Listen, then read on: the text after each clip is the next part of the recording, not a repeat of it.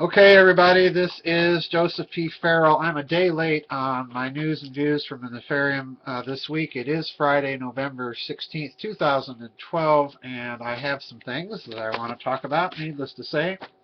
Uh, First, an explanation as to why I'm a day late. I have been busy the last couple of days, actually not writing, trying to help out a friend. So that's the reason for the delay.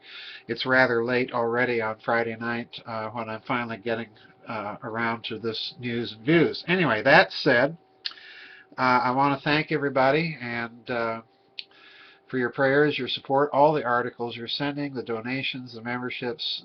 Thank you so much. In fact, you're all sending so many articles right now.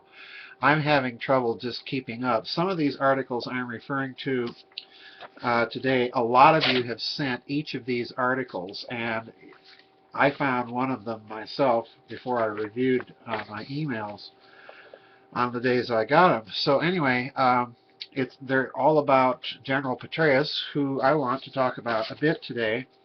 But first I want to talk about something else just briefly. I want to talk about the post-election secession movement.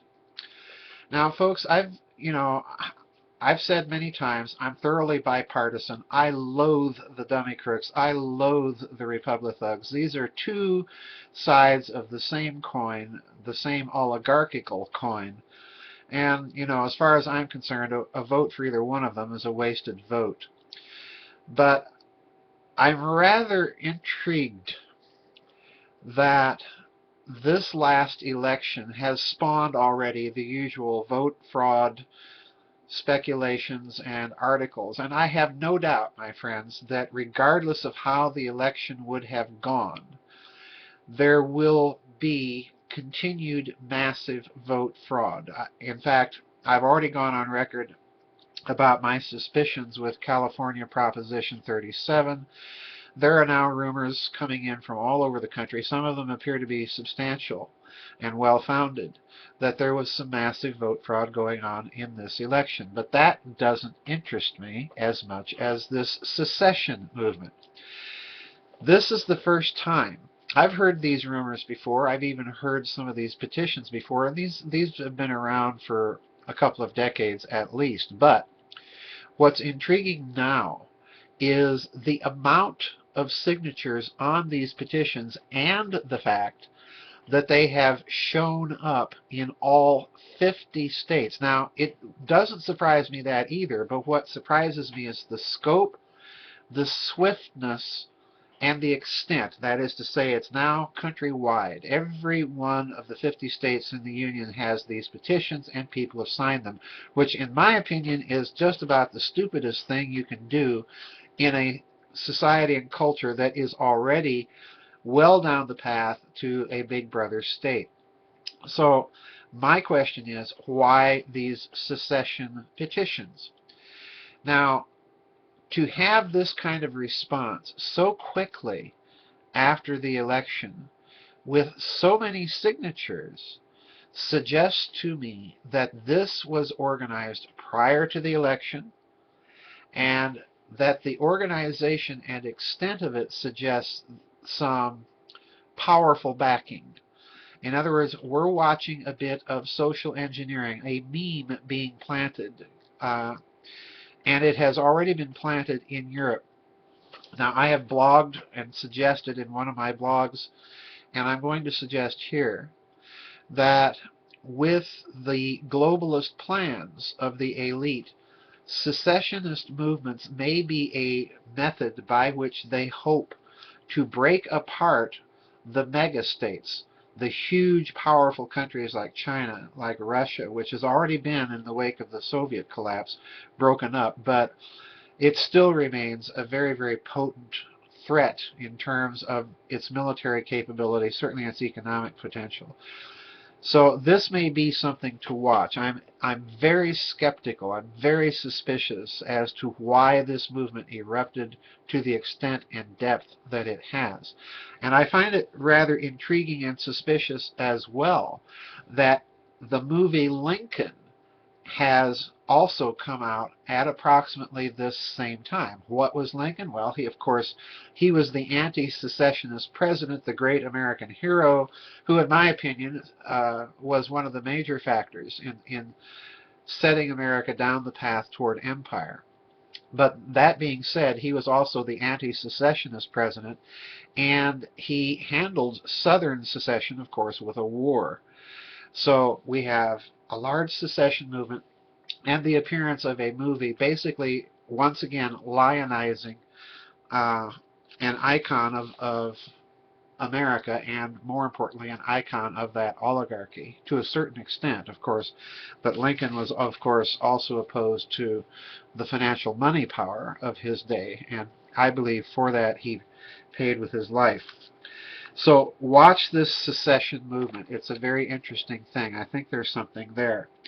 Now let's turn to General David Petraeus. Already some of you have commented on the website that you want to know what I think about these things. I was planning to do something about General Petraeus, and I may even do a couple of written blogs as this story unfolds. Let me preface my remarks by stating that I think General Petraeus, this whole affair, quite literally, and this whole scandal does have something to do with Benghazi, all right? But I think, my friends, that's just the tip of the iceberg. I think there's something truly vast that it heralds, something significant. And basically what I think it heralds is this, that this is yet another little indicator of the factional infighting that is now occurring within that would-be global oligarchy, all right, or what some people call the New World Order crowd. I think this is yet another sign of the factional infighting. Now, I want to refer to 3 articles as I talk. One is by the Daily Dish. It's a very short article in the Atlantic. I'll read that to you. Then there's a second article. I will link all of these on the website, by Debbie Schlissel. And then a third set of commentary, and I think perhaps the most perceptive, by John Rappaport. So let's start with the Atlantic. And I just want to read this entire article. It's very brief to you. Quote, Petraeus sees what so much of Washington refuses to see. That Israel's year-long contempt for President Obama, initiated by the Gaza campaign, entrenched by Netanyahu's victory, and compounded by continued settlements and last week's humiliation of Biden, is a problem. More than a problem, Israel's total impunity for its intransigence is becoming a liability for the advance of U.S. interests around the world. Petraeus was so disturbed by a recent trip to the Middle East that he asked a team of top CENTCOM officers to brief Admiral Mullen and asked that the region be made part of his command. Quote, the 33-slide, 45-minute PowerPoint briefing stunned Mullen. The briefers reported that there was a growing perception among Arab leaders that the U.S. was incapable of standing up to Israel, that CENTCOM's mostly Arab constituency was losing faith in American promises, that Israeli intransigence on the Israeli-Palestinian conflict was jeopardizing U.S. standing in the region, and that Mitchell himself was, as a senior Pentagon officer later bluntly described it, too old, too slow, and too late. The January Mullen briefing was unprecedented. No previous CENTCOM commander had ever expressed himself on what is essentially a political issue, which is why the briefers were careful to tell Mullen that their conclusions followed from a December 2009 tour of the region, where on Petraeus' instructions they spoke to senior Arab leaders. Everywhere they went, the message was pretty humbling, a Pentagon officer familiar with the briefing says. America was not only viewed as weak, but its military posture in the region was eroding. But Petraeus wasn't finished. 2 days after the Mullen briefing, Petraeus sent a paper to Mullen requesting that the West Bank and Gaza, which with Israel is a part of the European Command, or EUCOM, made a part of his area operations. Petraeus' reason was straightforward. With U.S. troops deployed in Iraq and Afghanistan, the U.S. military had to be perceived by Arab leaders as engaged in the region's most troublesome conflict. Unless and until the U.S. actually uses real leverage against the Netanyahu government, it will continue to work against American interests and endanger American lives. All right, so that's take number one, which has already been floated out there, that Petraeus's views on Israel was used to take him out. That it was something, in other words, that may have had some sort of Israeli involvement, plus with the pro-Israel lobby here in America. And I think that that's one aspect of the story that needs to be borne in mind. I wouldn't doubt that some aspect of that is true. But now let's turn to Debbie Schlissel. And she says something very interesting in her article. I'm going to read two paragraphs from a very long article where she is commenting about Jill Kawam Kelly, who has now emerged as one of the figures in the Petraeus scandal. And these two paragraphs state this, quote, Kelly, who is a part of the soap opera that the Petraeus scandal spawned, was in charge of hosting parties and social events to push the Islamic agenda of the Middle Eastern countries. She was seen by Muslim Mideast nations, especially Hezbollah-controlled Lebanon, as the go-to woman to push their agenda on top of American generals. She was a lobbyist for their cause, and yet wasn't required to register as a lobbyist like all others who host lavish parties for top American officials, like she did, in an attempt to influence U.S. policy in the Middle East. Unquote. And now the second paragraph that I want to read from that article. Quote, I've long written about the infiltration of Central Command, or CENTCOM, at MacDill Air Base in Tampa by Islamic terrorist, Islamic Jihad founder and convinced Islamic terrorist Sami al-Arian, was an instructor on the Middle East to our top generals at MacDill Air Base at the very same time that he was planning mergers and terrorist attacks in Israel with the brothers of Hamas, and while he was bringing Muslim illegal alien Islamic terrorists to the U.S., al-Arian's friend and co-conspirator Ramadan Abdullah Shala, one of those that al-Arian brought here, who became the Secretary General of the Worldwide Islamic Jihad Terrorist Group, also a lecturer at MacDill, and also taught our top generals his poisonous views on the Middle East and Israel. FBI and INS agents who investigated Shala and al-Arian were alarmed at the influence of these two top Islamic terrorists had over CENTCOM. Unquote. So in other words, now we have a slightly different take.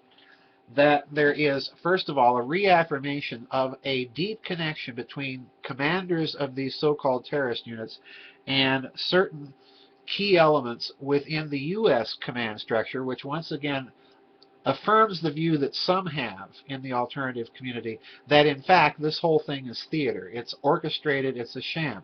But on the other hand, you have in this article the suggestion that Petraeus was put up or handled in a way to come to these anti-Israel views by Muslim terrorists and extremists. All right? All of this is suggesting to me some deep cracks and fissures within the so-called New World Order structure because they can't get their story straight. That's basically what it boils down to. So now let's turn to John Rappaport, because I think he's come about as close as anybody to what really is sending the alarm bells through the halls of U.S. intelligence, and his suggestion, I think, is profound because it really was percolating in my head when this scandal first broke, that this has something to do not just with all of the things we've just mentioned, but also has to do with the huge financial scandal that we've seen going on really since 9/11, and if you really want to be honest with yourselves, since the end of World War II. So let me read some things from John Rappaport. From the New York Daily News, quote, Reuters reported on Wednesday that investigators found substantial classified information on a computer used by Paula Broadwell. According to law enforcement and national security sources, investigators are examining whether the information should have been stored under more secure conditions. Okay, now stop right there. Rappaport goes on to say, well, this is just a huge lie, and of course he's right, because what government would allow sensitive classified information to be stored on a home computer? In other words, it's all double talk, folks, and the government basically is lying. Rappaport makes the joke that you might as well just leave sensitive classified papers and documents lying out on the kitchen counter. Okay? All right, Rappaport continues here. For example, was Broadwell an experienced Army officer leaving classified data in open view because she was trying to sink Petraeus by association? Was this part of her plan? If so, then there's little doubt that she was involved in a full-scale, long-term operation whose leaders remain unknown. Broadwell, whose only visible track record as a published writer, aside from academic papers, was a pair of dry op-ed pieces in the Boston Herald and New York Times, and she is suddenly co-writing a biography of the most famous soldier in America. This is now explained by Petraeus' sexual attraction to her. But on her side, she dedicated a tremendous amount of effort to meeting and charming the general. She traveled to Afghanistan to seal the deal. It doesn't require a great deal or great leap to suspect that she was working a classic honey trap. All right? Let me stop the quotation right there, because I agree with Rappaport here. This is the thing that stands out most to me about this whole, pardon the pun, affair, because this smells of an operation, and it's much deeper than just Israel or a bunch of terrorists. Let me continue now with Rappaport. Quote, several conservative pundits have speculated that the White House held the Broadwell affair over Petraeus' head to force him to say in September that the Benghazi attack was the result of an amateur film trailer. A flood of liberal pundits have responded to these claims, calling them woo-woo conspiracy theories. No surprise there. Conservatives go after the White House. Liberals defend the White House. Neither side is willing to look at the big picture. Bingo! He's got it right. Dummy crooks and Republicans, it's misdirection again. Now let's get to what Rappaport says. Quote, neither side gives a thought how the intelligence establishment views this scandal as loud alarm bells keep ringing at Langley. Let's see. Not a CIA agent, but the director of the CIA has a secret affair with a woman who is not his wife. The woman has a significant amount of classified information on her unsecured computer at home. And let's stop it right there for part one and continue with this news and views for part two after this short break. Be right back, folks.